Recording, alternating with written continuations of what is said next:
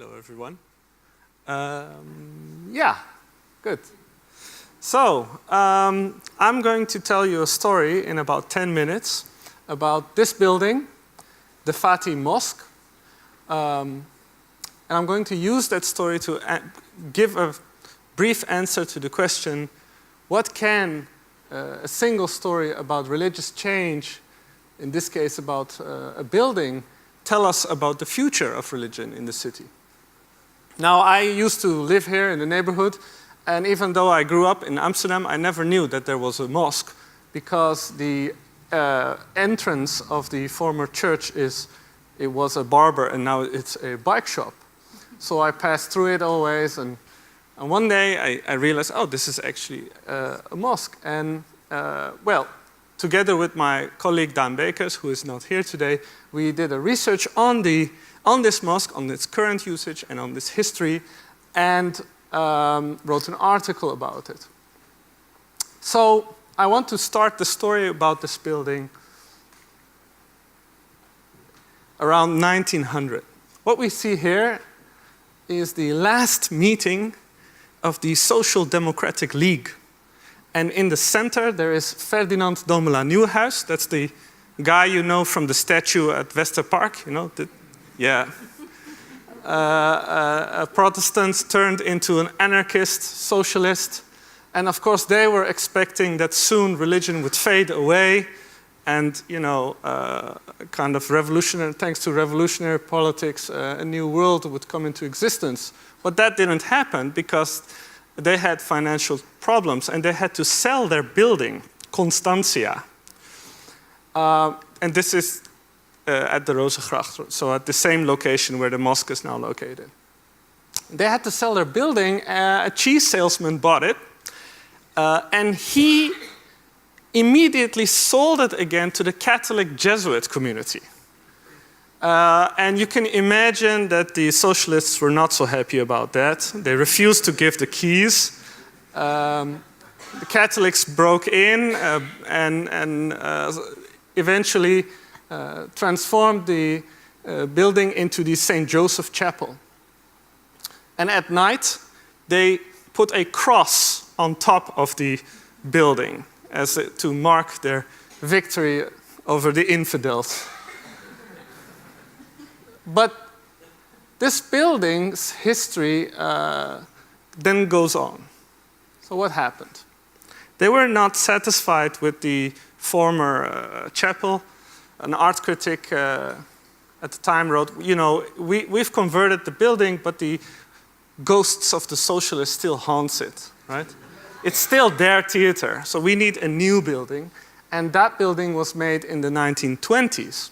And that's the current building. And it was called the Sower, the Zwijger, after Schuilkerk, a hidden church that was located at the Keizersgracht, which was in use since the 17th century. And this was the first, let's say, large purpose-built emancipation church of that community in the Jordaan district. So it meant a lot, right? Religious freedom, religious equality gave Catholics the possibility to construct churches, but this continued well into the 20th century, right? It didn't mean that you could immediately in 1800 start building, right? But after 40 years and the Second World War, this secularization process meant that, you know, people didn't go to church anymore. And they had to close down the church and sell it. It became the world's or Europe's largest carpet central. Yeah. And it became a music temple. You know the store Dijkman at Rozengracht? Well, Dijkman was located for a while here. And what's nice about it, that they put all these wonderful instruments in a moisty building. And that was a recipe for disaster. Here's some violins. So secularization, de-churching, right? At the same time, religious newcomers, as has been already mentioned, came to the Netherlands. Here's a picture of what were called Turkish guest workers, who created a mosque space in the basement of a Protestant church located at the Rokin, the Fatih Mosque. This is in the 1970s. And soon they wanted a bigger space. But the story about this space in itself is another fascinating story. You see, that Protestant church that they used was built on the location where a former Catholic church was located, the Holy Stead, and which was a very important location thanks to a miracle that happened in Amsterdam, which I'm sure you have heard of. So what happened is that this building in the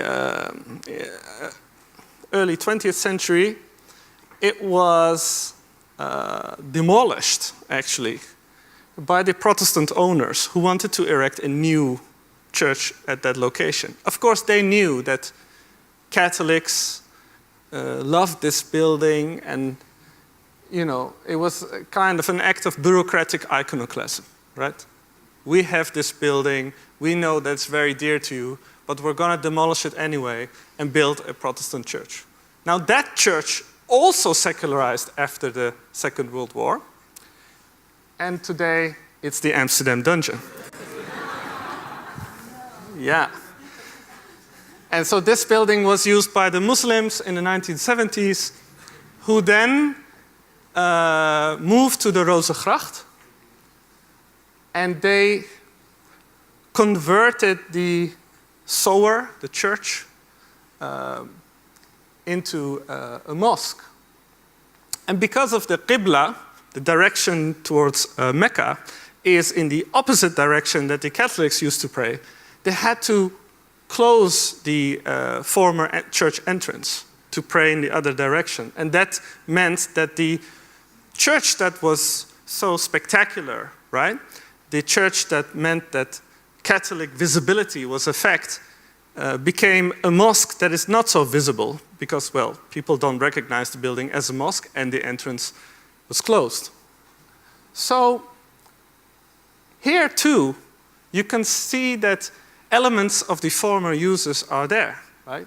We have the ichthys fish on the ceilings, the windows. They restored the walls that were covered by the music store in white, and added some new elements, right? The word Allah, a carpet, and so on.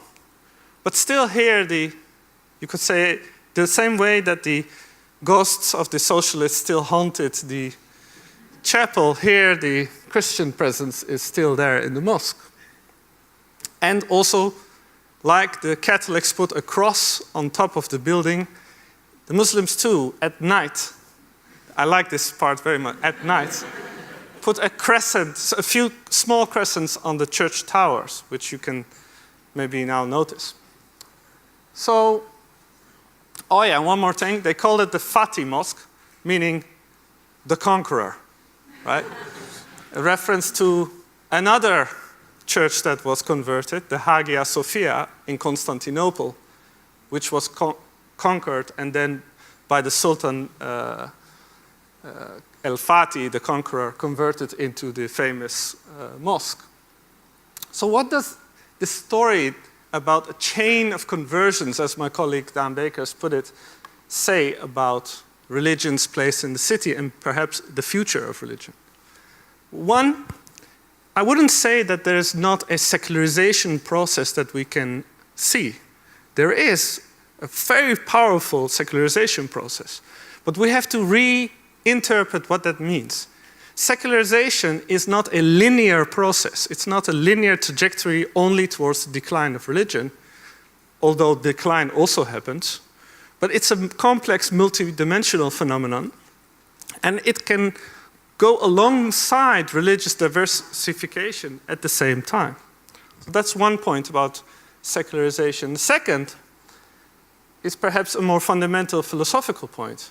You see, The principles of a liberal democratic state were developed only after the principle of religious toleration. So we begin with the need for religious toleration given diversity, and then slowly move towards liberal democracy.